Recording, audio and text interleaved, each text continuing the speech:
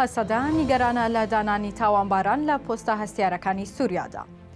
هێزەکانی سووریای دیموکرات نیگەرانن لە دیاریکردنی حاتەم ئەبوو شەقرا وەک فەرماندەی سەربازی ڕۆژهەڵاتی سووریا و دەڵێن شوێنی ئەو جۆرە کەسانە زیندانە نەک پێگەیەکی هەستیاری لەم شێوەیە. فەرهاد شامی وتەبێژی هێزەکانی سووریای دیموکرات دەڵێت دانانی تاوانباران لە پۆستە هەستیارەکان لە سووریای نوێدا هەنگاوێکی نەرێنی و قبول نەکراو و دامەزراوەکانی دەوڵەت گڵاو دەکات.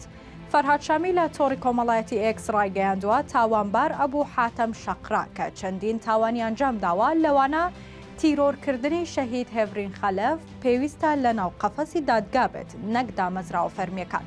پێویستە بەرپرسان هەنگاوی بوێرانە بنێن بۆ لێپێچینەوە لێیان لە بەرامبەر تاوانەکانیان. دەشڵێت بەهۆی تاوانەکانی لە ناوخۆدا داوا کراوە و لە ئاستی نێودەوڵەتیدا سزادراوە بۆیە نابێت بخرێتە پێگەیەکی دەوڵەتی واهستیارە و دەبێت هەمان چارەنووسی تاوانبارانی پێشووی هەبێت. ئەحمەد ئیحسان فەیاز ئەلهەیس ناسراو بە ئەبوو شەقرا لە چەند ڕۆژی ڕابردوودا لەلایەن مرهەف ئەبوو قەسرا وەزیری بەرگری سووریا بە فەرماندەی فیرقەی 86 سوپای نوێی سووریا لە حەسەکە و دێرە زور و ڕەقات دەستنیشان کرا. ئەبوو شەقرا فەرماندەی پێشووی گروپی ئەحرارە شەرقیە بووە و لەلایەن تورکیاوە پاڵپشتی دەکرێت. دەوترێت خاوەنی بڕوانامەی شەشی بنەڕەتی بووە بەڵام دواتر وەک بەشێک لە فەرماندە سەربازیە نوێەکانی سووریا لە ساڵی 2023 بڕوانامەی زانکۆی لە زانستە سیاسیەکان و پەیوەندیە نێودەوڵەتیەکان لە زانکۆی ماردین لە تورکیا بەدەستهێناوە.